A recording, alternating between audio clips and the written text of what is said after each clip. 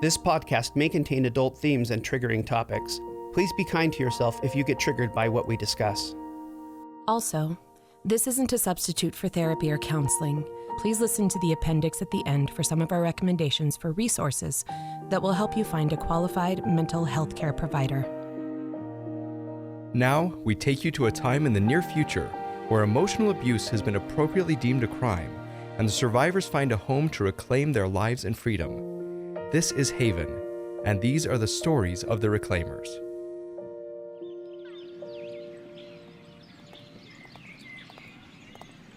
So where are we going? It's a surprise. Oh, I'm nervous. You shouldn't be. I've got you. Don't you trust me? Of course.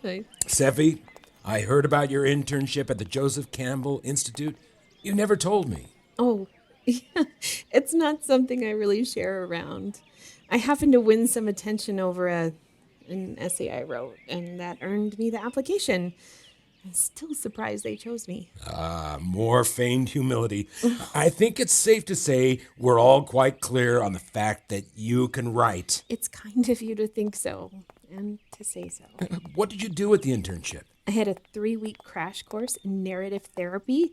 There was so much information, and then I was a teaching assistant for Dr. Zephram. The Gene Zephram? Yes. What was he like? He was so brilliant and kind, always so kind and blunt. He said just what he thought. You could tell he'd had a lifetime of obsessing over Campbell's theories. His first book was all about all I the hope things... someday you'll say that about me, that I was kind. Oh, of course, Mycroft. You're very kind. Offering me an assistantship like this? I think now's the time to tell you about the surprise. What is it? We are going to the Allport luncheon. Did one of your students win the award? Yes. You. Me? I didn't even submit for it. I did. I submitted your published paper. Oh, Mycroft, you didn't? I absolutely did. I don't even know what to say. Thank you. Can I hug you? Of course. About that. Seffi, I know you think of me as a father figure. Oh, dear. You caught that? I'm sorry. I wanted to let you know that I'm honored to take up the title. I like knowing you need me. I like knowing someone in your life can give you that foundation, and I care very deeply for you, Seffi. You're like a daughter to me. When you aim to make a gal cry, you do it right, don't you? Now. And you're welcome. Mycroft, there aren't words. Thank you seems like too little, but I do thank you. You know, I won the award back in my time. You did? For which paper? The Victim Timeline, Ethical Guidance and Motivation to Healing. Wow, I haven't read that one. I wish there was an anthology. You've published so many. Yes, and done so much research. It shows. You're remarkable. As remarkable as Dr. Zephram? No one's as remarkable as him, but you sure give him a run for his money. See? More evidence that you're good with manipulating words. Just think, a published paper and now a Distinguished Scholar Award. Your future is so bright, Seffi. I was puffing out my chest with pride just thinking about my student winning this award. Imagine how well we'll do together. You and me taking the abnormal psych world by storm. That is a very lovely dream. And you, my dear daughter, you're such an asset to this great institution. With your heightened empathy and all you offer as far as research, you're a brilliant clinician, and we haven't even seen you in a session yet. Look how much honor you're bringing to the Crimson. People are going to someday say that you are the legend, and that Dr. Zephram was lucky enough to call you intern at one point. Please, that's too much. Is it? I don't think it is. You know, I'm somewhat of a specialist in knowing how to help people heal. You'll learn this, but as a clinician, victims come to you, and you need to decide the path they need to take. You think so? Yes. You'll learn soon enough that most victims are lazy. They don't want to heal, and they don't know what's best. You'll find that victims are confused, so they deceive you up front. Your ethical responsibility is to push them. Don't let them deceive you. Move them to the place where they must confront their pain as quickly as possible. They want to avoid. But this is all outlined in my paper. Your award-winning paper. Yes.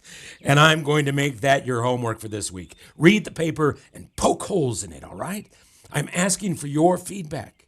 Anyone who has worked with the great Gene Zephram has the kind of experience necessary to give me feedback. Are you sure? In comparison to your expertise. I respect your experience so much. Please give me feedback. I'm yours for the destroying, Seffi. Oh, Mycroft, I could never. I'm always so impressed by what you say and bring out in class. It's incredible information.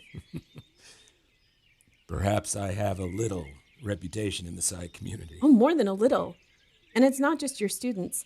I've heard other professors praise your work, too. Seffi, thank you for sharing that. I'm gratified to know I'm recognized among my esteemed colleagues. Now I want you to tell me more about that essay you wrote. Was that in secondary school? I want to know every single tiny detail of your incredible life. Of course. Thank you. What? Thank you for being interested in me. My father, well, you know the story. Tell me again. Remember my unfortunate memory problem? All right. I'm sorry. Can I ask a question about that, though? Of course. Whatever you like. Is your memory problem biological? No, it's trauma-related issue. Trauma? Oh, I'm sorry. No wonder you're so wise. Wise? Well, yes. Wisdom is born of suffering. I always assume people who are wise are that way because they had to fight for that wisdom. See, Seffi, teaching me again. I would have never linked wisdom to suffering. Oh, I can't claim credit. Too many philosophers have written on it. So you think I should read more philosophy? I think everyone should read more philosophy. Starting with me. Your paper this week? Is that the only homework? You got me, Seffi. No, I'd like you to write up a narrative of your experience winning that internship at the Campbell Institute. And I'd like you to write up a separate narrative about why you seek a father figure. Oh. How is it that your own father failed you? I believe you'll find both healing and academic assistance from both. And then I can have everything in writing. All right. I can do that. Thank you. And I truly am so lucky to have you as my student. No, Mycroft. I'm the lucky one. Thank you.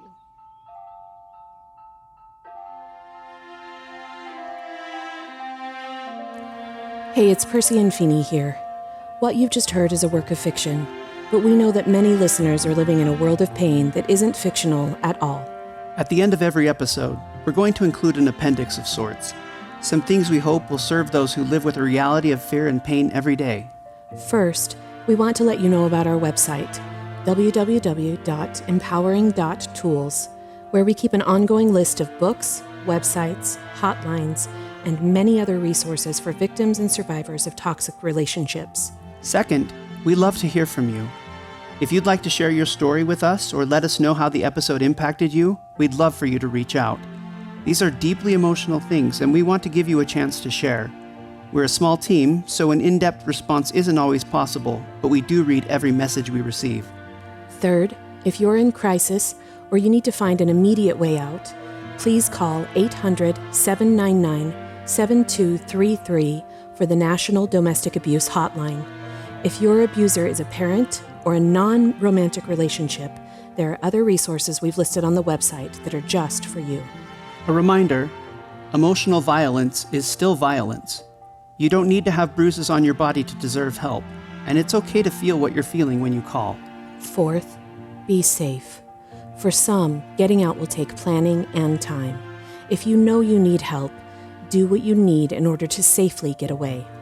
Lastly, we know how difficult it can be to believe there's hope on the other side of a toxic relationship. Many on our team know the devastatingly difficult steps it takes to get away from an abusive predator. But there is hope. You don't have to do it alone. If you don't have supportive family or friends, you can still find support at the hotlines we mentioned earlier or at a local hospital or shelter. Thousands of survivors have made it out. Getting out and reclaiming your freedom can be your story. We believe in you. We believe in your future. And we believe in your right to that freedom.